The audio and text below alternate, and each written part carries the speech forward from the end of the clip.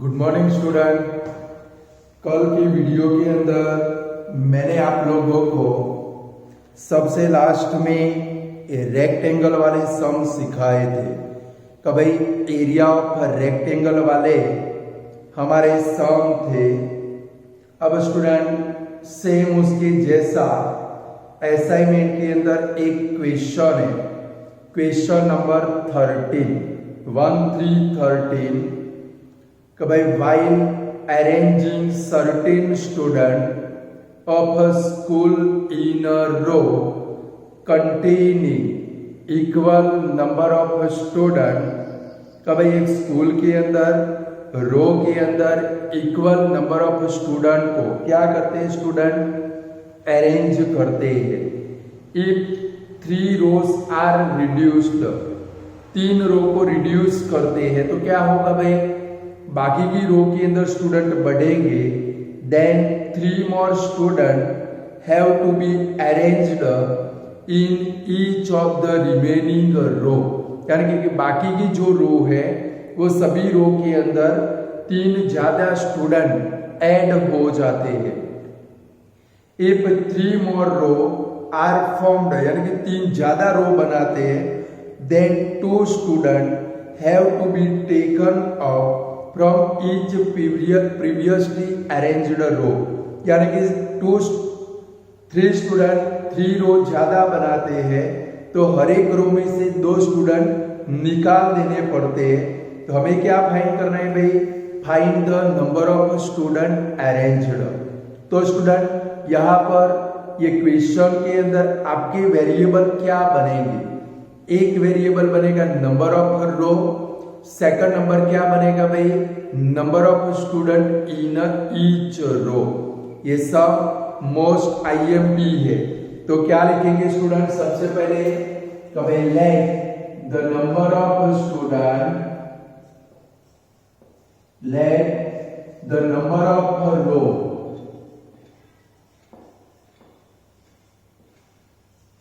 let the number of rows is equal to x। फिर second number variable क्या लेंगे कि भाई number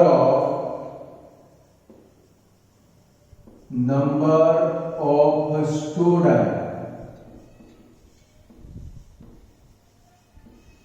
in each row is equal to y। कर रो 10 रो और हर एक रो के अंदर जो नंबर ऑफ स्टूडेंट है वो कितने हैं भाई y। स्टूडेंट 10 रो है, हर एक रो के अंदर 5 स्टूडेंट है, तो टोटल नंबर ऑफ स्टूडेंट कितने होंगे। सोचो 10 रो है, ईच रो के अंदर 5 स्टूडेंट है, तो टोटल नंबर ऑफ स्टूडेंट क्या बनेंगे। आपका आंसर आ गया, मुझे पता है 50। आपने क्या किया 10 × 5, कल की तरह एरिया ऑफ रेक्टेंगल। तो थर्ड नंबर में क्या लिखेंगे तो भाई total number of student, total number of student is equal to क्या लिखेंगे स्टूडेंट, x × y, यानी कि xy। क्लियर। चलो अब क्या होता है स्टूडेंट, कहां से आपको स्टेटमेंट कॉपी पेस्ट करना है। सेकंड नंबर की लाइन में if 3 row are reduced, then देखो जो मोस्ट आईएमपी बोलू ना स्टूडेंट, सम पक्के कर लेने की। ये सम पेपर में दिखा, मुझे क्या काम करना है वो आपको पक्का आना चाहिए। तो सेकंड लाइन के अंदर है कि भाई if 3 row are reduced, then 3 more students have to be arranged in each of the remaining row। ये पूरा स्टेटमेंट कॉपी पेस्ट करना है। क्या लिखेंगे, if 3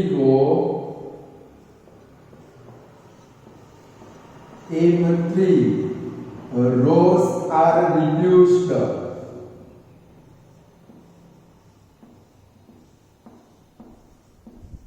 if 3 rows are reduced, then 3 more students 3 more students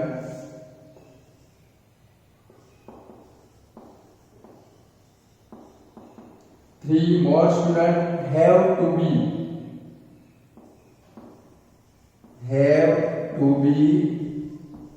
arranged in each row, remaining row, in each row. ये statement copy paste करना है। देखो इक्वेशन कैसे बनेगा स्टूडेंट, कभी एक 3 रोज आर रिड्यूस्ड, 3 रो को रिड्यूस कर दे। कल याद करो रेक्टेंगल में रिड्यूस का मतलब होता है माइनस, यानी कि क्या लिखेंगे x माइनस क्या लिखेंगे 3 इनटू हर एक रो के अंदर कितने ज्यादा स्टूडेंट अरेंज होते हैं स्टूडेंट, तो भाई 3 मोर स्टूडेंट, एक मिनट मैं देखूं, ये 3 रो आर में 3 मोर स्टूडेंट, यानी कि दूसरे ब्रैकेट में क्या आएगा भाई y प्लस 3, ये दोनों का मल्टीप्लाई करो, क्या मिलने वाला है total number of student xy।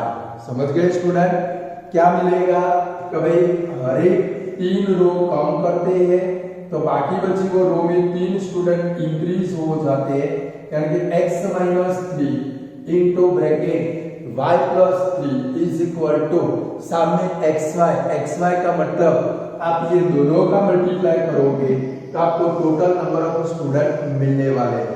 चलो मल्टीप्लाई करें xy प्लस 3x माइनस 3 से करो minus 3y minus 9 is equal to xy।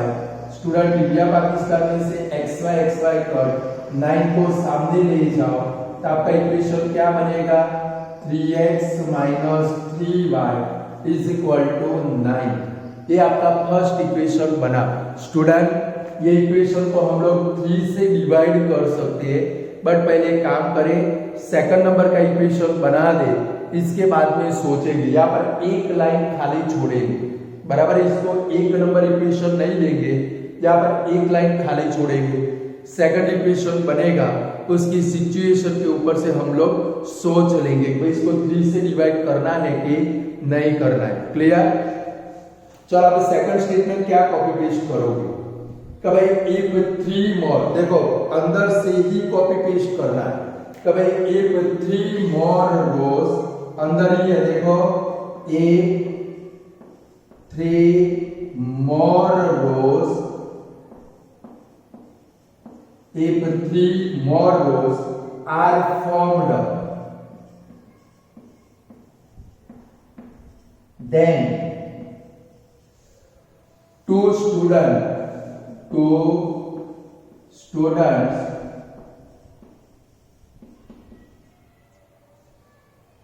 to be taken off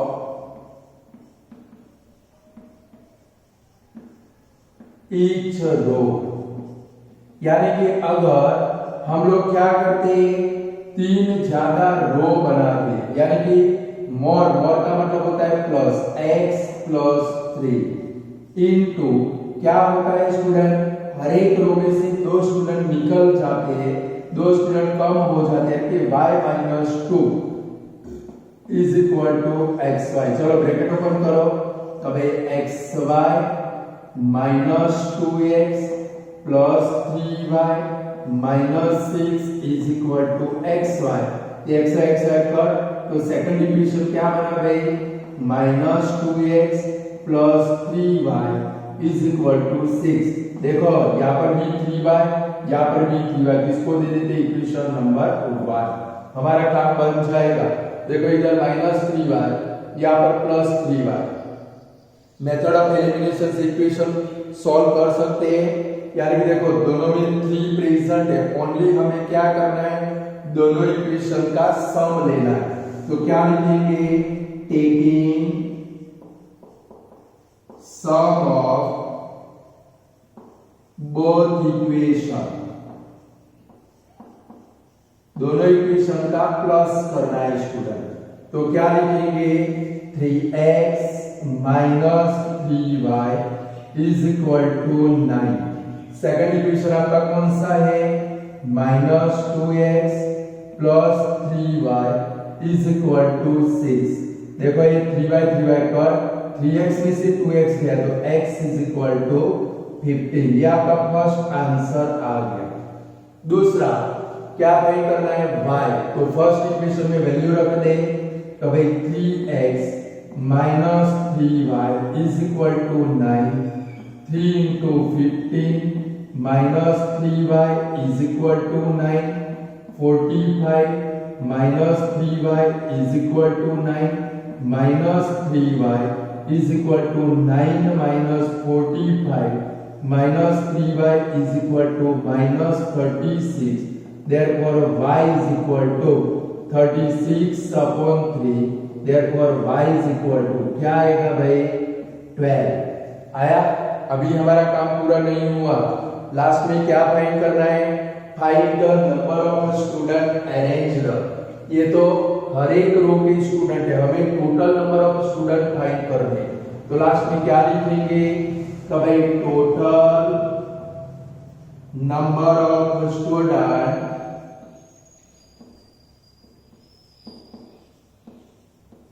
is equal to x multiply y is equal to 15 multiply 12 is equal to 180। ये आपका student answer बना। Same rectangle की जैसा question है student हमारा।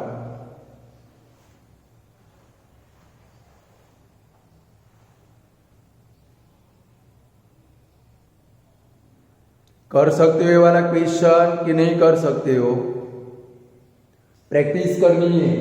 जितनी प्रैक्टिस करोगे उतने मास्टर बनोगे। स्टूडेंट सेम लगभग क्वेश्चन मैं देख लेता हूं।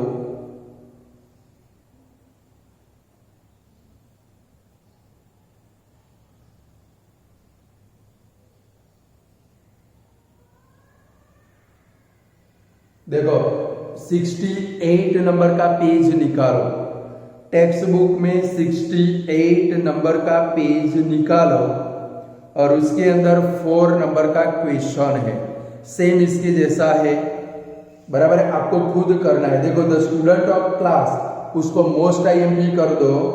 4 नंबर का question, the student of class are made in stand in a रो।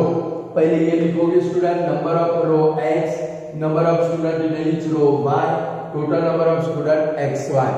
अब फर्स्ट लाइन क्या कॉपी पेस्ट करोगे, if 3 student are extra in a row there would be 1 row less, यानी कि रो के अंदर 3 स्टूडेंट एक्स्ट्रा हो गए। इधर क्या बनेगा x plus 3 into bracket y minus 1 is equal to X Y.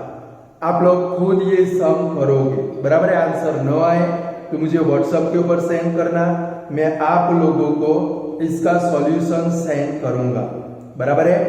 अब स्टूडेंट उसी पेज के ऊपर 5th नंबर का क्वेश्चन है वो हम लोग करते हैं। पहले टेक्सचुअल जो सम है वो पूरे कर लेते हैं, बराबर है।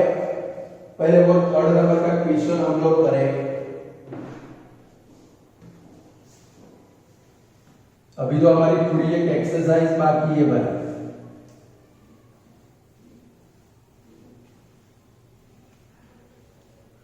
बिल्कुल शांति से काम करना है।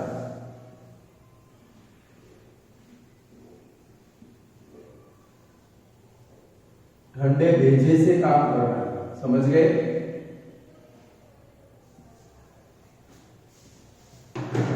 बोलते हैं ठंडे दिमाग से काम लो, ऐसे काम करना पड़ेगा।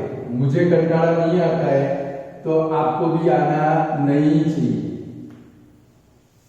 क्योंकि हर एक सब आपको पक्का आना चाहिए। चलो जरा देखो इसका 5th नंबर का क्वेश्चन। कि भाई इन अ ट्राइंगल एबीसी आपके पास कुछ ऐसा है, angle C is equal to 3 angle B is equal to 2 into bracket angle A plus angle B, बराबर है। स्टूडेंट ऐसा क्वेश्चन है, फाइंड ऑल दी 3 एंगल। आपको लगता होगा स्टूडेंट ये ज्योमेट्री का क्वेश्चन है, बट ये ज्योमेट्री का क्वेश्चन नहीं है स्टूडेंट। ये जो क्वेश्चन है वो हमारे चैप्टर नंबर 3 का क्वेश्चन है। मतलब कि स्टूडेंट देखो, angle C is equal to क्या होता है 3 एंगल B, और दूसरा रिलेशन किसका है is equal to 2 angle A plus B। तो हम लोग क्या करेंगे student, angle C is equal to x लेते हैं, angle B is equal to y लेते हैं। इसके ऊपर से आपको एक इक्वेशन मिलेगा x is equal to 2y। फिर दूसरा है हमारा कभी ये तीनों इक्वल है, यानी कि इनका कंपैरिजन हम लोग कर सकते हैं student.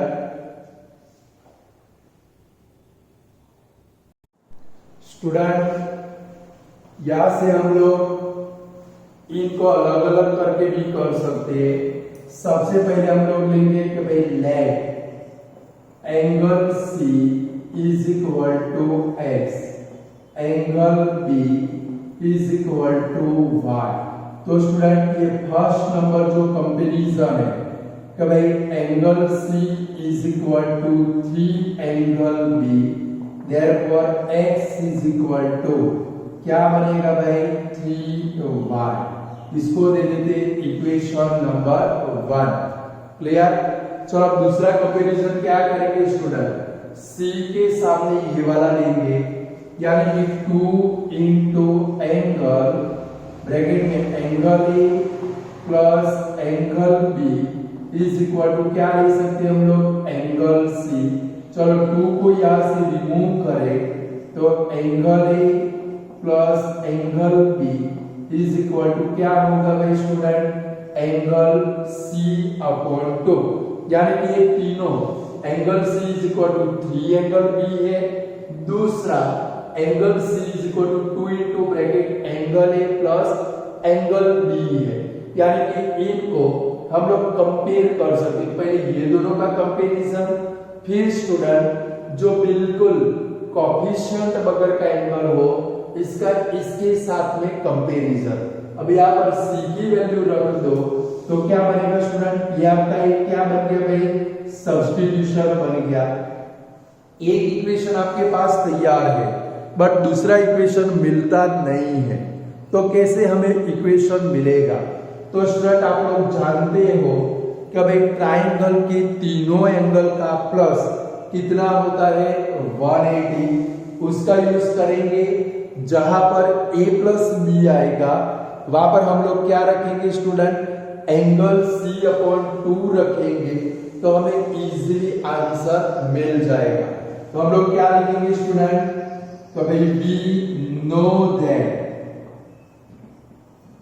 Angle A plus angle B plus angle C is equal to 180। But देखो A plus B is equal to आप क्या रख सकते हो angle C/2 plus angle C is equal to 180। But angle C is equal to आपने क्या लिया है x, यहाँ पर क्या रख सकते हैं x/2 plus x is equal to 180। ये 2 इधर मल्टीप्लाई होगा, 2 को गायब करना है, यहाँ पर भी मल्टीप्लाई होगा, इधर भी मल्टीप्लाई होगा, तो क्या बनेगा स्टूडेंट, यहाँ पर लिखते हैं कि भाई x plus 2x is equal to 180 multiply 2, तो 3x is equal to 360। therefore x is equal to 360 upon 3, therefore x is equal to 120। x यानी कि स्टूडेंट ये हमारा है एंगल C, बराबर है। चलो इसके अंदर वैल्यू रखोगे x is equal to 3y, तो आपको एंगल B मिलेगा। कैसे लिख सकते हैं कि भाई 3y is equal to x। चलो तो 3y is equal to 120, x is equal to 3y है, उसको उल्टा भी लिख सकते क्योंकि हमें y फाइंड करना है, तो y is equal to 120 upon 3, therefore y is equal to कितना आएगा भाई 40। चलो स्टूडेंट आपको एंगल ए फाइंड करना है, तो एंगल ए कैसे मिलेगा, तो सेम इसके अंदर वैल्यू रख दे। भाई angle A plus angle B plus angle C is equal to 180। इसमें बी और सी की वैल्यू रख दो, बी यानी कि 40, सी यानी कि 120 इज इक्वल टू 180। ये दोनों का प्लस करके इधर से माइनस करो, angle A is equal to 180 minus 160, therefore angle A is equal to कितना आया 20। अब तीनों एंगल लिख डालो, देयरफॉर क्या लिखेंगे, angle A is equal to 20, angle B यानी कि y यानी कि 40, एंगल सी यानी कि x यानी कि 120। ये तीनों एंगल ऐसे फाइंड कर सकते हैं। स्टूडेंट थोड़ा कॉम्प्लिकेटेड सम है, बट 2 बार कर दोगे। क्या करना है, पहले c is equal to 3 angle है, c का x लिया, b का y लिया, इसके अंदर वैल्यू रखो तो x इज इक्वल टू क्या बनेगा 3y। ये हमारा इक्वेशन 1 बना। दूसरा कंपैरिजन आपको किसका करना है, angle c is equal to 2 into bracket angle a plus b, यानी कि a plus b is equal to क्या होगा भाई, एंगल c अपॉन 2। अब दूसरा इक्वेशन बनाने के लिए आपको पता है भाई ट्रायंगल के 3 एंगल का प्लस कितना होगा भाई 180, और उसमें a प्लस b की वैल्यू आप लोग क्या लिख सकते हो भाई, एंगल c अपॉन 2। फिर क्रॉस मल्टीप्लाई किया, c की वैल्यू रख दी x अपॉन 2 प्लस x, और ये 2 को क्रॉस मल्टीप्लाई किया, सबसे पहले x मिल गया यानी एंगल c मिला। फिर x is equal to 3y, इसको उल्टा भी लिख सकते हैं क्योंकि हमें y फाइंड करना है, तो 3y is equal to x लिख सकते हैं। तो उसके ऊपर से y यानी कि एंगल b मिल गया। अब एंगल a फाइंड करना है, तो हमें पता है कि इसमें ही वैल्यू रखनी पड़ेगी कि भाई angle a plus angle b plus angle c is equal to 180। इसमें b और c की वैल्यू रखो तो आपको एंगल a मिलेगा। तो स्टूडेंट ऐसे ये वाला सम कर सकते हैं।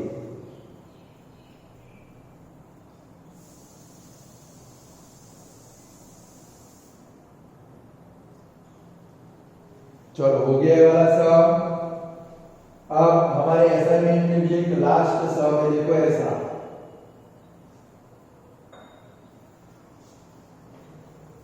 देखो असाइनमेंट में 15 नंबर का क्वेश्चन है, सेम इसके जैसा है student.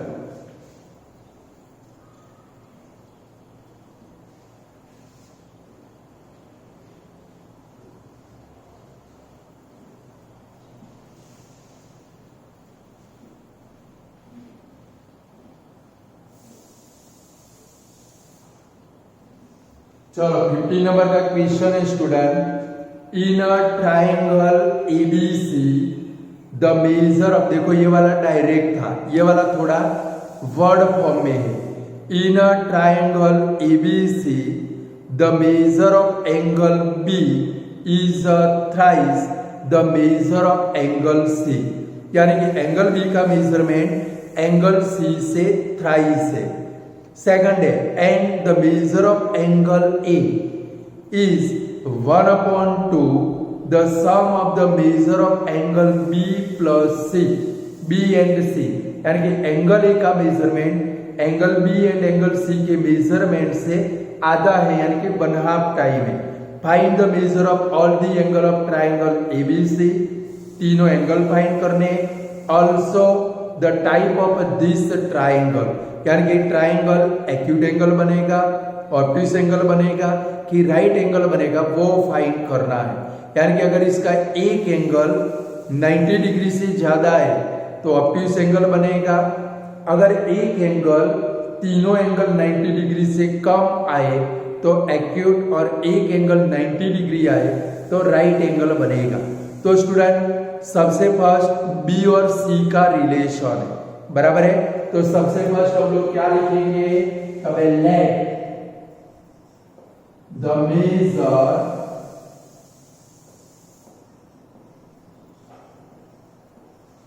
Of angle B is equal to X. दूसरा क्या लिखेंगे, the major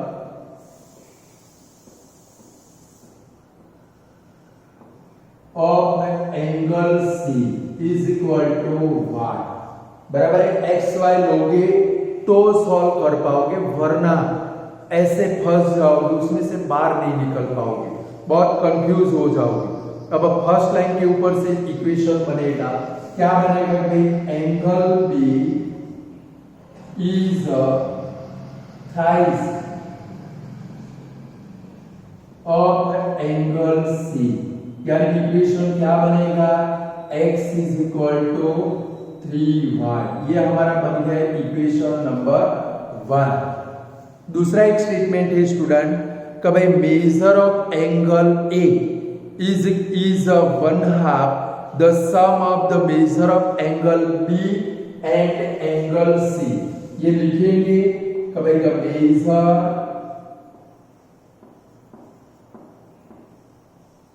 measure of angle A is 1/2 the sum of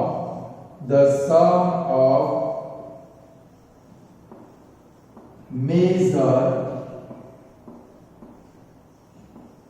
of angle B and angle C। Student मतलब समझो, एंगल ए का मेजर में angle B and angle C के plus से आधा है, 1/2 है, यानी कि यहाँ पर क्या बनेगा, angle A is equal to 1/2 bracket में angle B plus angle C, यानी कि angle A is equal to क्या बनेगा, B यानी कि x, C यानी कि y अपॉन 2 बनेगा, 2 नीचे आ जाएगा, बट हमें पता है कि x इज इक्वल टू कितना है, 3y, यहाँ पर 3y रख दे तो angle A is equal to क्या आएगा भाई, 3y plus y upon 2 is equal to 4y upon 2 is equal to कितना आया भाई, 2y। समझ में आता है, हमने वैल्यू रख दी, तो भाई x is equal to 3y, यहाँ पर x के बदले में 3y रख दिया, तो एंगल ए की वैल्यू आपको कितनी मिल गई, 2y। अब आपको तीनों एंगल फाइंड करने हैं स्टूडेंट, देख लो, पहले इतना पूरा कर लो, फिर सिखाओ तीनों एंगल कैसे फाइंड होंगे।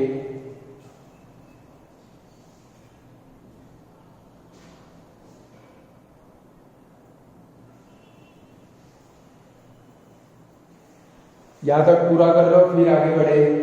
चलो अब स्टूडेंट, हमारे पास x is equal to 3y है, दूसरा एंगल ए की वैल्यू 2y है, बराबर है, तो हम लोग क्या लिख सकते हैं, हमें पता है कि इन ट्राइंगल ABC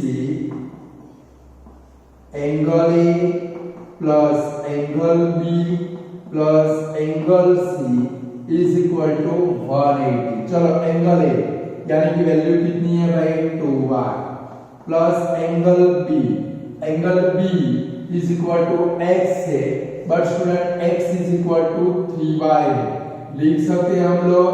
देखो यहाँ पर एंगल B के लिए x लिया है, but x is equal to 3y है, अच्छे से समझना, वरना 10 दिन के बाद बुक ओपन करोगे सोचोगे कि यार B के लिए तो x लिया है और सर ने 3y कैसे ले लिया, तो भाई एंगल B x है, but x is equal to क्या होता है स्टूडेंट, 3y, तो B के बदले में भी क्या रखेंगे, 3y प्लस एंगल C के लिए लिया है y इज इक्वल टू 180। चलो तीनों का प्लस करो, 6y is equal to 180, therefore y is equal to 180 upon 6 यानी कि कितना आएगा भाई, 30। चलो y मिल गया, यानी कि हमें एंगल C मिला। अभी AB फाइंड करना है, BB फाइंड कर, चलो A इज इक्वल टू क्या है, 2y, तो फाइंड करें angle A is equal to 2y, तो 2 इंटू क्या रखेंगे, 30 is equal to angle A is equal to कितना आया भाई, 60। चलो एंगल B फाइंड करना है, यानी कि x फाइंड करना है, तो x इज इक्वल टू क्या लिखेंगे, 3y, तो x is equal to 3 into 30 is equal to कितना आएगा भाई, 90। अब तीनों एंगल मिल गए, तो अब क्या लिखेंगे, therefore angle A is equal to 60, angle B, B यानी कि X, angle B is equal to 90, angle C यानी कि वाई आया 30। और स्टूडेंट टाइप ऑफ ट्राइंगल लिखना है, 90 डिग्री का एंगल आया तो क्या लिखेंगे, here angle B is equal to 90, so triangle ABC is क्या लिखेंगे, राइट एंगल ट्राइंगल।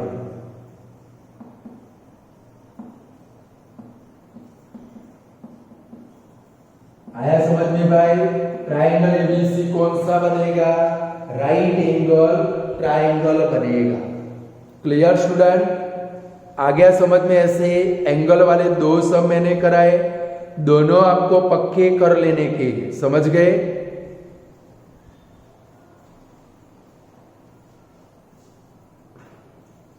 चलो ये पूरा कर लो। फिर आपकी टेक्स्ट बुक में 68 पेज के ऊपर उसी एक्सरसाइज 3.7 में क्वेश्चन नंबर 8, ये बोर्ड की एग्जाम में स्टूडेंट जीएससीबी में आ चुका है। ये था मार्च 2017 के पेपर में, 2 मार्क के अंदर आया था। आप चेक कर सकते हो, मार्च 2017 का बोर्ड का पेपर देखोगे, इसमें सेक्शन बी के अंदर सेकंड नंबर का ही क्वेश्चन ये वाला था, यानी कि चलो हम लोग ये वाला सम करें, बराबर है। Page number 68 exercise 3.7 optional exercise और उसका 8 नंबर। तब एक quadrilateral sorry ABCD is a cyclic quadrilateral, see figure 3.7। Student, ये साइक्लिक क्वाड्रिलेटरल के बारे में आप लोग 9th स्टैंडर्ड के अंदर सर्कल नाम के चैप्टर के अंदर पढ़ चुके हो। अब पता नहीं आपके सर ने पढ़ाया कि नहीं पढ़ाया, बट स्टैंडर्ड 9 के अंदर आता था कभी if all the 4 vertices of quadrilateral lie on a circle then the quadrilateral is cyclic quadrilateral। यानी कि अगर कोई क्वाड्रिलेटरल के चारों वर्टाइसिस सर्कल के ऊपर हो तो वो क्वाड्रिलेटरल को क्या बोलते हैं स्टूडेंट, साइक्लिक क्वाड्रिलेटरल। और स्टूडेंट, ये क्वाड्रिलेटरल की एक प्रॉपर्टी थी, इसके जो ऑपोजिट एंगल होते हैं वो सप्लीमेंट्री होते हैं। यानी कि साइक्लिक क्वाड्रिलेटरल के जो ऑपोजिट एंगल है वो सप्लीमेंट्री होते हैं। सप्लीमेंट्री का मतलब स्टूडेंट दोनों एंगल का प्लस, दो ऑपोजिट एंगल का प्लस 180 होता है, और उसके ऊपर से हमें ये सम करना है। चलो यहाँ पर क्या है भाई, फिगर देखिए तो ए, बी, सी और डी इधर है। चलो एंगल ए कितना है भाई, यहाँ पर लिखते जाए साइड में तो हमारा काम इजी बनेगा।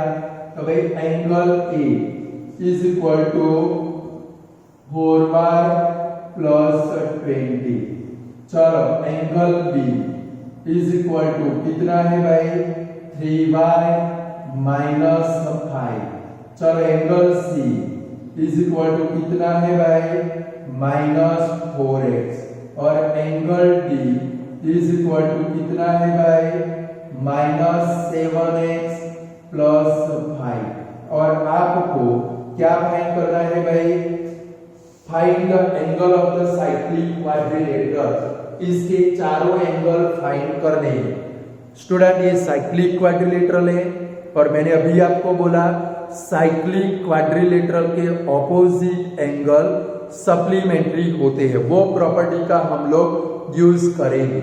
यानी कि सबसे फर्स्ट क्या लिखेंगे, ऑपोजिट एंगल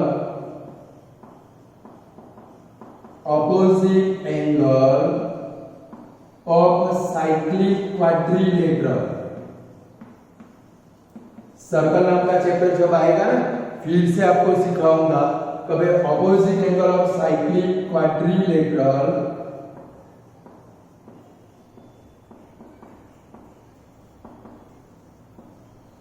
आर सप्लीमेंट्री।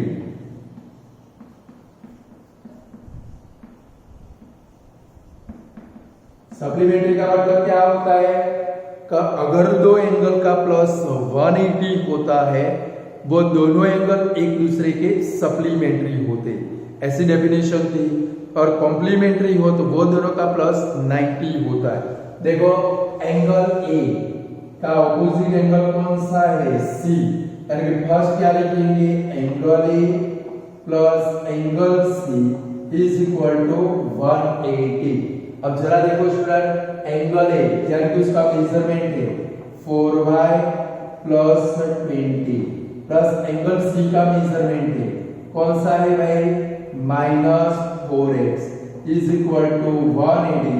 चलो एक काम करें, 20 को सामने ले जाए, ये -4x, चलो ऐसे बनेगा 4y minus 4x is equal to 180 minus 20 plus 20 है तो माइनस, एक काम करें -4x को आगे ला दे भाई, तो -4x plus 4y is equal to 160। और आप देखो ये पूरा इक्वेशन 4 से डिवाइड हो जाता है, 4 से डिवाइड कर दे तो क्या बनेगा भाई? -x प्लस y, इसको भी 4 से डिवाइड करो, 4 4 जा 60 40, ये बना हमारा इक्वेशन नंबर 1। ऐसे इक्वेशन बना सकते हैं स्टूडेंट। और ये मार्च 2017 के एग्जाम में आया, 95% स्टूडेंट ये सम को सॉल्व नहीं कर पाए थे। उसका कॉज था उनकी जीएसबी की जो बुक थी स्टूडेंट, इसके अंदर ऐसा सम था ही नहीं, और आपकी सीबीएसई की बुक में है, और जो एग्जामिनर था उसने इसमें से सम पूछ लिया था। बराबर है, ये फर्स्ट इक्वेशन बना। चलो स्टूडेंट, जैसे अभी दूसरा इक्वेशन हमें बनाना है, हमने पहले लिया angle A plus angle C, हमारी प्रॉपर्टी कॉमन है, कब एक ऑपोजिट एंगल सप्लीमेंट्री है, फर्स्ट यूज किया हम लोगों ने angle A plus angle C. अब दूसरा है स्टूडेंट, ये दोनों एंगल का प्लस भी 180 होगा, क्योंकि बी एंड डी भी ऑपोजिट एंगल है, यानी कि दूसरा क्या लिखेंगे? Angle B plus angle D is equal to 180। देखो जरा एंगल बी कितना है भाई? 3y minus 5। एंगल डी कितना है भाई? -7x plus 5 is equal to 180। देखो +5 -5 कट, यानी कि इक्वेशन क्या बनेगा? -7x plus 3y is equal to 180। ये बन गया हमारा इक्वेशन नंबर 2। चलो स्टूडेंट, अब टारगेट किसको बनाने का है? y को टारगेट बनाए तो इक्वेशन 1 को 3 से मल्टीप्लाई करना पड़ेगा, और अगर x को टारगेट बनाए इक्वेशन 1 को 7 से मल्टीप्लाई करना पड़ेगा। चलो एक काम करें, y को टारगेट बना दे, इक्वेशन 1 को 3 से मल्टीप्लाई करेंगे, फिर सोचो स्टूडेंट सम लेंगे कि डिफरेंस लेंगे? सम लेना पड़ेगा कि डिफरेंस नाम का वर्ड आएगा? डिफरेंस, क्योंकि दोनों y की साइन सेम, तो क्या लिखेंगे? मल्टीप्लाई, स्टेटमेंट लिखो, multiply equation 1 by 3, then after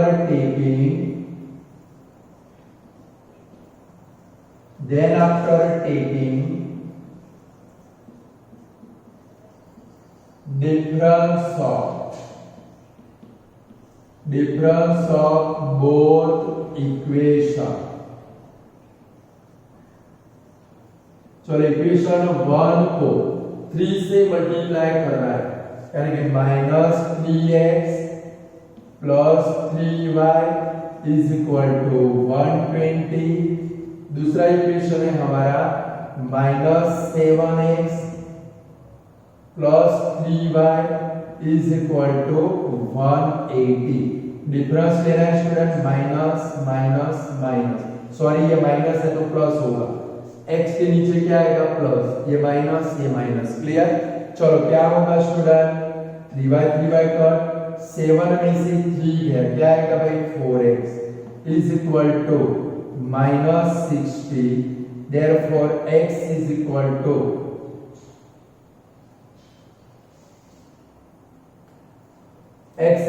कितना आएगा भाई -60/4, therefore x is equal to क्या होगा भाई -15। घबराओ मत, ये एंगल का आंसर नहीं है, एंगल का आंसर तो हमें कब मिलेगा, ये सब में वैल्यू रखेंगे तो एंगल का आंसर मिलेगा, समझ गए, चिंता मत करो, भले x इज इक्वल टू -15 आए। चलो y फाइंड करें, फर्स्ट नंबर की इक्वेशन में वैल्यू रख दे, यहां पर लिखा हूं स्टूडेंट, जगह कम पड़ने वाली है कि भाई -x + y is equal to कितना होता है, आ गया भाई आइए 40। चलो यहाँ पर वैल्यू रखें कि भाई -x की value -15 + y is equal to 40, minus minus plus होगा 15 + y is equal to 40, y is equal to 40 - 15, तो y इज इक्वल टू कितना आया भाई 25। ये हमारा पूरा हुआ बाहुबली पार्ट 1। अभी स्टूडेंट हमारा पार्ट 2 बाकी है। अभी तो हमें क्या करना है, A B C and D की वैल्यू फाइंड करनी है। चलो यहां पर पहुंच गए स्टूडेंट। अब एंगल ए की वैल्यू फाइंड करें। अब angle A is equal to 4y + 20, तो 4 इंटू ब्रैकेट y यानी 25 + 20, 100 + 20, therefore angle A is equal to कितना आया भाई 120। तो स्टूडेंट देखो एंगल ए 120 आया, तो एंगल डी आपका 60 ही होना चाहिए, सॉरी ये सी उसके सामने है, कभी 180 में से 120 को माइनस करो, एंगल सी आपका 60 ही आना चाहिए। चलो एंगल बी फाइंड करें, कभी angle B is equal to 3y - 5, 3 into 25 - 5, देखो 25 3 जा 75, 75 - 5 करो, angle B is equal to क्या आया भाई 70। एंगल बी 70 आया, 180 में से 70 माइनस करो, आपका एंगल डी 110 आना चाहिए। चलो अब क्या फाइंड करें, एंगल सी। अब angle C is equal to -4x, तो -4 इंटू x की वैल्यू -15, तो angle C is equal to कितना हो गया +60, माइनस माइनस प्लस आ गया। देखो angle A plus angle C करो 180 हो जाता है, हमारा आंसर राइट है। क्लियर। चलो अभी एंगल डी फाइंड करना है। सोचो स्टूडेंट वो एग्जामिनर कितना क्रूर होगा, बोलते ना क्रूर किस्म के इंसान है, ऐसा सम इतना लंबा सम सिर्फ वो गधे ने 2 मार्क में रखा था, समझ गए। यानी कि ऐसा जरूरी नहीं है कि भाई छोटा सा सम ही 2 मार्क में आए, लंबे लंबे सम भी 2 मार्क में आ सकते। अच्छे अच्छे स्टूडेंट वो पेपर को देख के रो गए थे। क्लियर। चलो एंगल डी फाइंड करें, तो -7x + 5, देखो एंगल बी 70 आया है, तो हमारा ये एंगल 110 होना चाहिए। चलो इसमें वैल्यू रखें, तो -7 इंटू -15 + 5, माइनस माइनस प्लस 105 + 5, तो angle D is equal to 110। आगे स्टूडेंट चारों एंगल बोलो। अब सपोज ये वाला सम आपके पेपर में आ गया तो आप कर सकते हो। कब कर पाओगे, ये जो टेक्सचुअल सम में आपको कराता हो वो सभी की आपको मिनिमम 3 टाइम प्रैक्टिस करनी पड़ेगी। अगर 3 टाइम प्रैक्टिस करोगे तो स्टूडेंट पेपर के अंदर सपोज ये सम आए तो आप पेपर में कर पाओ। यानी कि स्टूडेंट ये चैप्टर लेंथी भी है और इसके अंदर आपको बहुत सारी मेहनत भी करनी पड़ेगी। जितनी मेहनत ज्यादा करोगे पूरे साल के अंदर मिनिमम अगर ये चैप्टर आप 5 टाइम कैलकुलेट कर लेते हो तो आप ये चैप्टर के मास्टर बन जाओगे। सम देखा तुरंत उसका सॉल्यूशन आ जाएगा, बट स्टूडेंट प्रैक्टिस करनी पड़ेगी। विदाउट प्रैक्टिस कभी भी आप मास्टर नहीं बन पाओगे। स्टूडेंट आज के लिए इतने सम काफी है, क्योंकि आज के सारे सम लेंथी और डेंजर भी सम थे। तो आज इतना रखते हैं। Good bye student.